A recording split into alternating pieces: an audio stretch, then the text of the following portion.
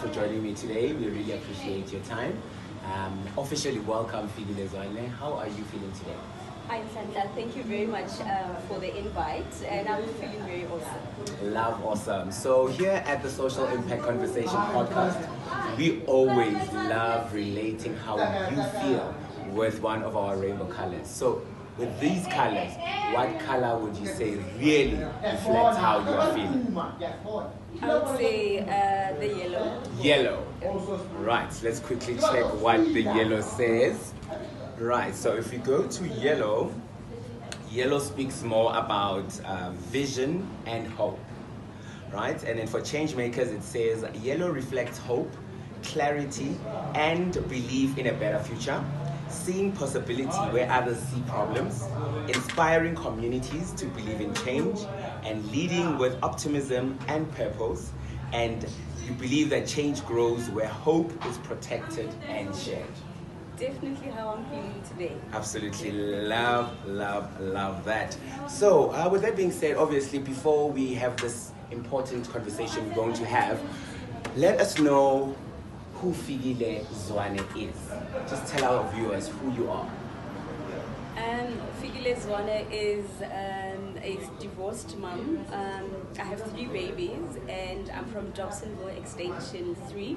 By profession, I am a business relationship manager, and I'm the founder of the Phoenix Mom Foundation. I'm the current Mrs. Soweto 2025-2026.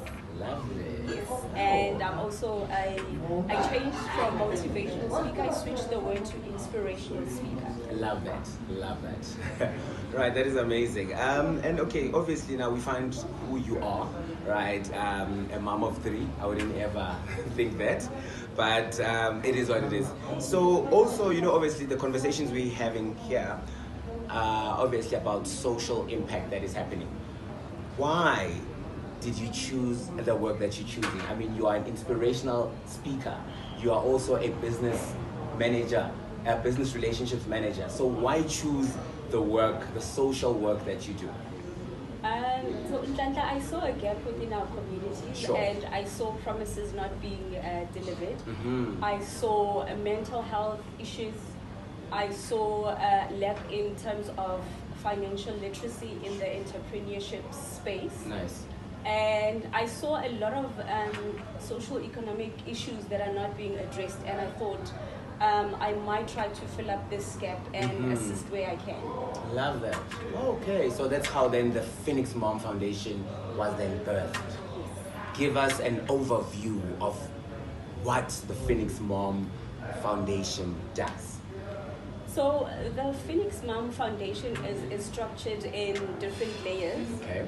So my focus is on youth development. I do inspirational talks through different skills development centers. Okay. And it's got another layer where we do financial literacy for entrepreneurs. Love that. And then another layer or another structure to the business, we are going to be focusing on mental health awareness within our community. So those are the different structures within the foundation. I love that. But also the name itself, a phoenix. If you think of a phoenix, why the phoenix bird? A phoenix bird, to think of it, it's a bird that's beaten down, it's burned, and it falls, but it rises again. When it rises, it rises powerfully, it rises stronger, and it's got resilience, and it shows strength. I love that. So that is why the name Fikile, but change it to Phoenix. Oh, so Phoenix Zwane. And obviously the foundation can only be birthed because there's community challenges that you see, right? So I want you to think of those community challenges that you saw that actually birthed the Phoenix Mom Foundation. But I want us to take a quick break, and then once we come back from the ad break, we will then be delving more into the community challenges that you faced. Welcome back from that ad break. This is Social Impact Conversations with myself, Ntlantla Shabalala. And on the couch today, I'm having a conversation with the Phoenix mom founder.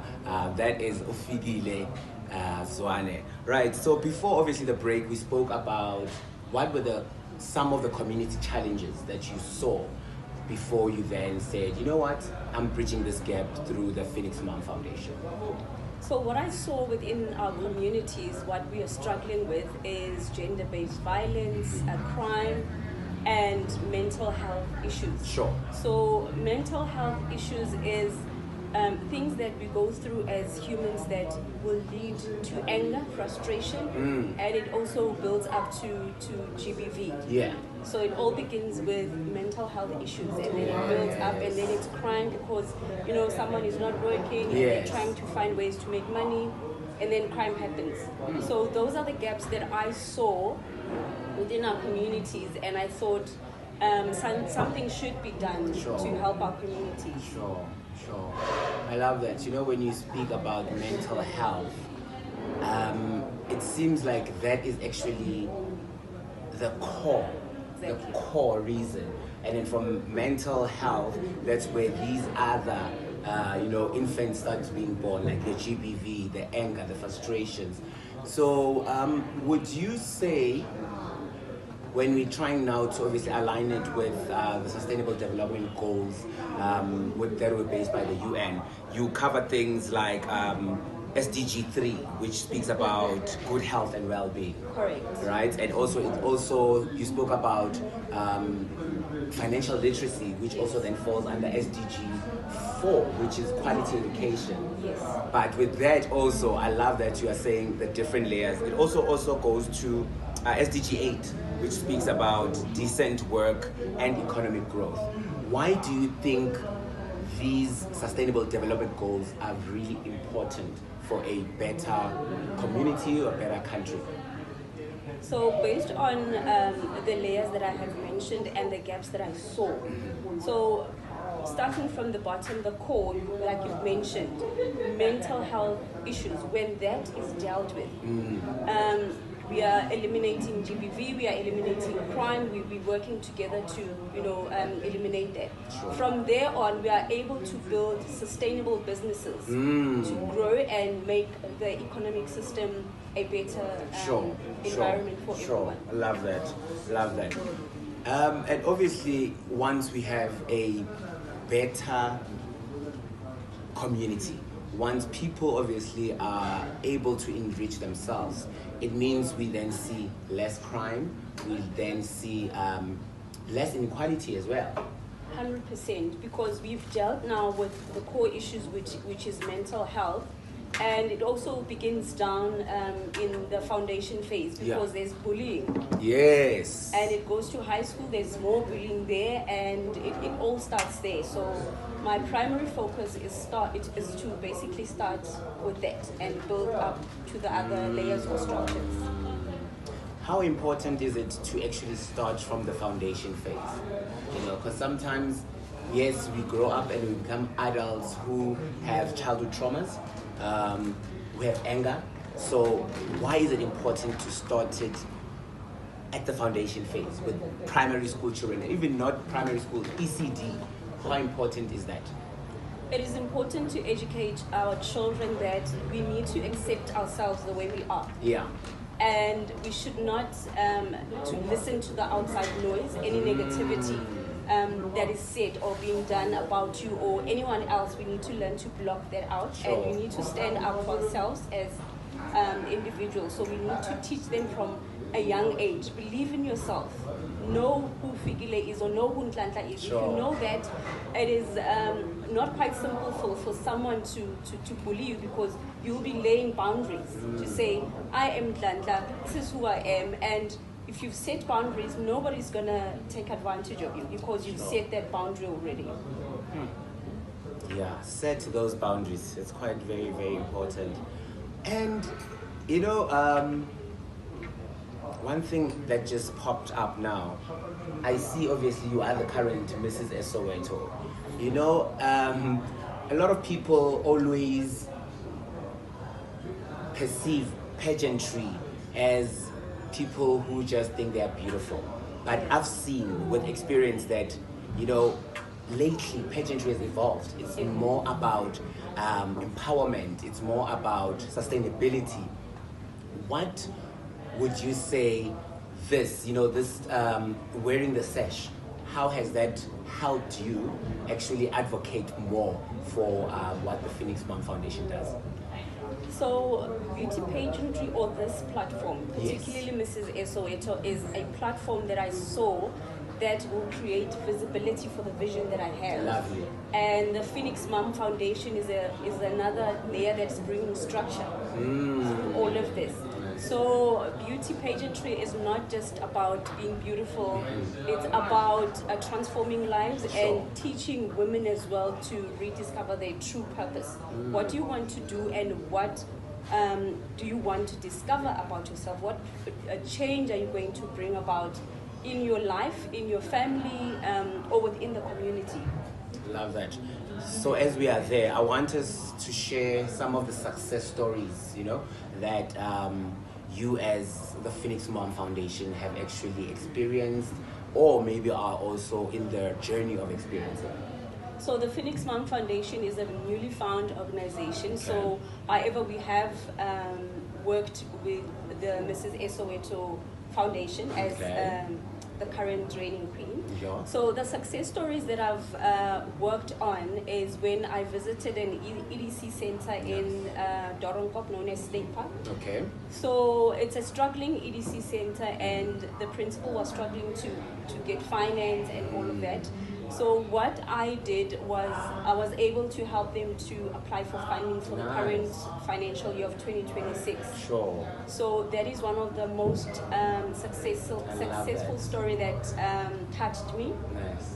And I thought I should be doing that and looking out for more EDC centers that I can share the information with, because as I said, it starts from the foundation phase.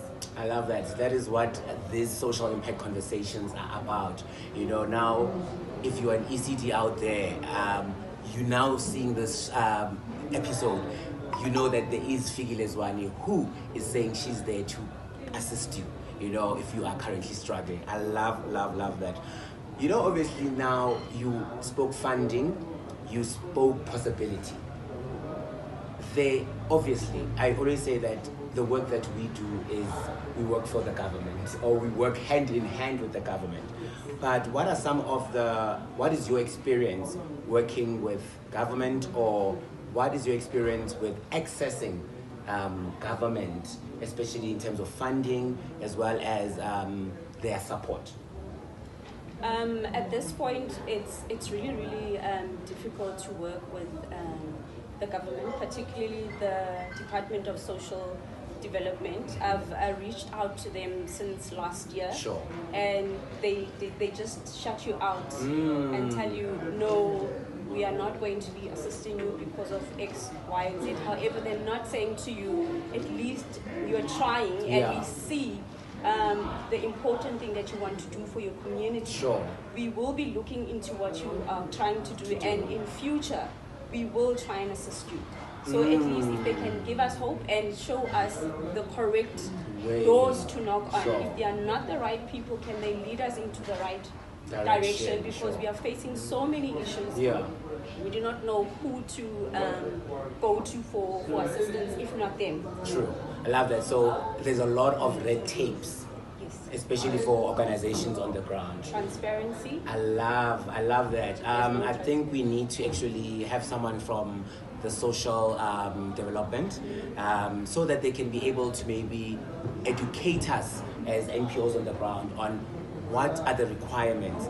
If we don't have certain documentation, what are the channels that you must go to? Because at the end of the day, you find these NPOs on the ground are actually assisting them as government. So I think we need to have somebody from the Department of Social Development come on social impact conversation and have that conversation. We are here to learn, we are here to share challenges, we are also here to share some of the successes. So, you spoke obviously about that. I want accessibility, to especially government departments.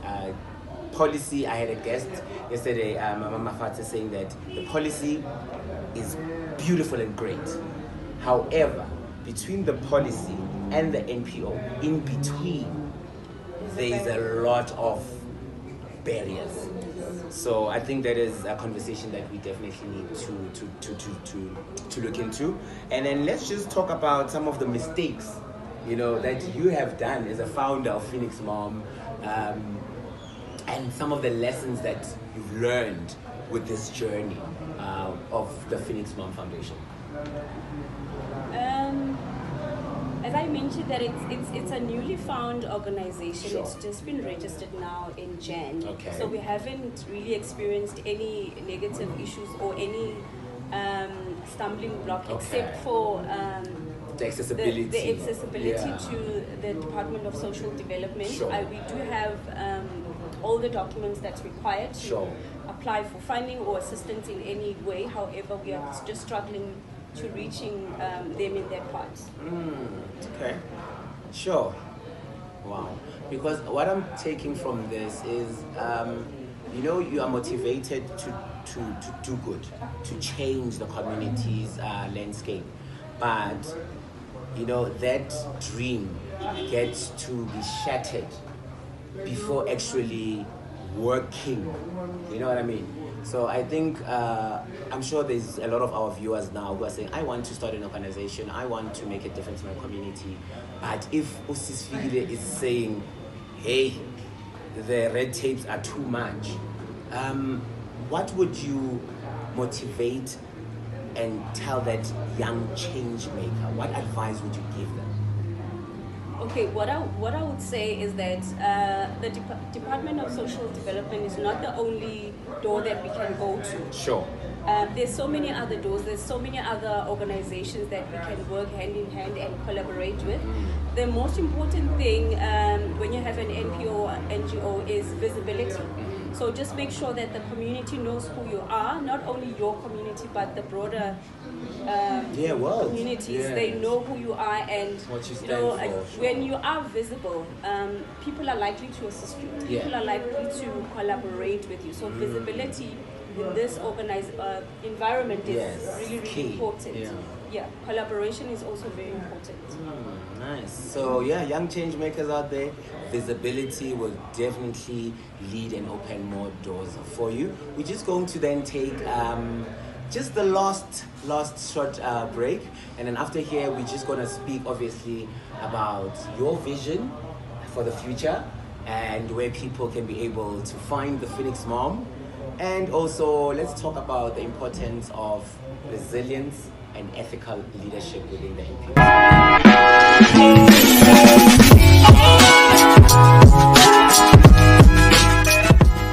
Thank you and welcome back from that short ad break. You are still watching the Social Impact Conversation with myself, Untlan Shabalala. Stories that shape our communities. And I'm still sitting with my beautiful queen, Fikile Zwane. So before the break, I wanted us to talk about the vision for the future for you as Fikile Zwane, as well as for the Phoenix Mom Foundation.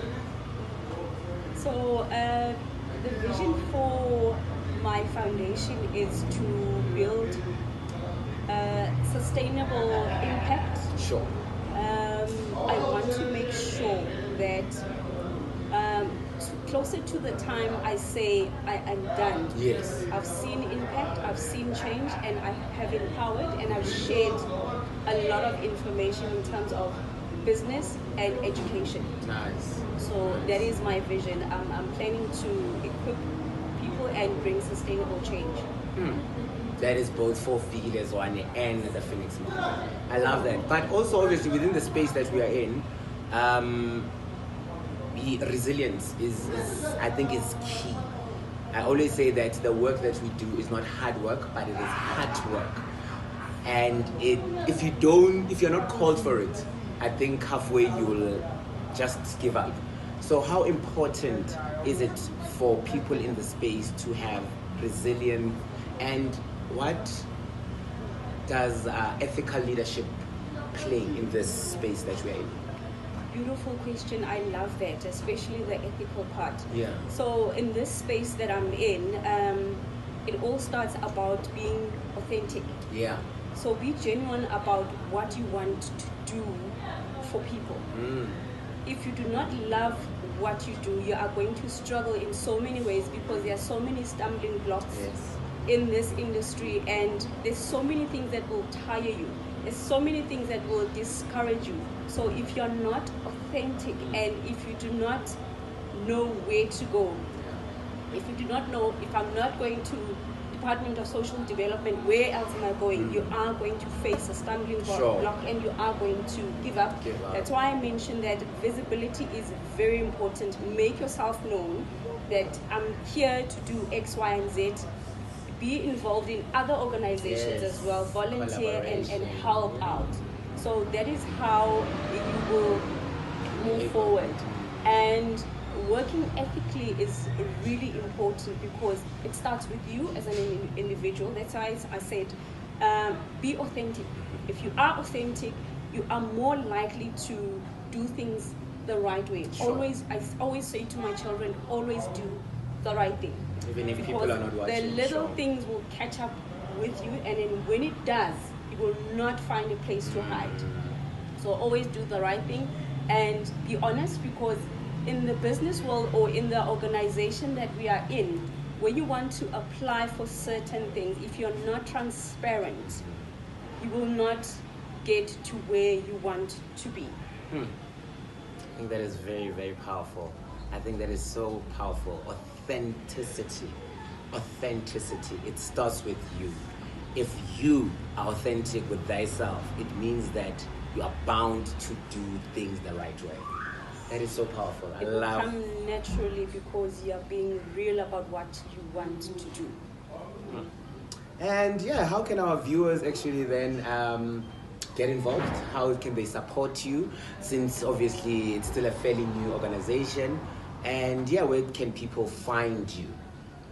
So I am on social media. On Facebook, I am known as Fikile Zwane. On TikTok, I am known as the Phoenix Mom. And on Instagram, it's Fikile_Fifi1. And my email address is figilendaba02@gmail.com. And my cell phone number, I'll give out my WhatsApp number. It's 062-362-8467. Love that. That is definitely how you can be able to get involved. I mean, I always say that no help is too little. You know, whether it's your time, whether it's your skills, whether it's monetary value, if you really believe and stand for what the Phoenix Foundation stands for, which obviously starts with mental health, it speaks about financial literacy, it also speaks about just empowerment, not only for men, women, even children as well, you know. So I think we are really, really happy, and we are happy that we had this conversation. But also, you know, there's always people that inspire us, especially in the space that we are in. I mean, I can speak for myself. We've been in the space for 10 years, and there was always somebody who I always looked up to. So who would you say is that one change maker, or that one organization that you say, these ones I definitely look up to and I take inspiration from? So last year, while I was a finalist for Mrs. Soweto, I met up with a gentleman in Orlando, Tabiso, the founder of African Child at Work. Wow, such a powerhouse. Yeah. And he helps people with an open heart.